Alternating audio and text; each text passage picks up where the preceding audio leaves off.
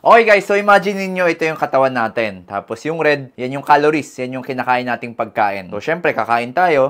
Madadagdagan yung energy sa katawan. Madadagdagan yung calories. Tapos ibe-burn yan ng ating muscle. So kunyari ito yung muscle natin.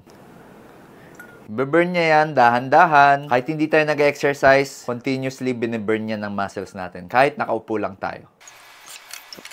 And then eventually, bababa po yan. Tapos, ganito na lang siya kaunti. Kakain na naman tayo. So, dadami na naman siya. Ngayon, according sa title ng video na to, paano pabilisin yung ating metabolism? So, simple lang po. So, yung muscles natin, i-develop natin siya. Gawin nating mas malaki. Since mas malaki yung muscle,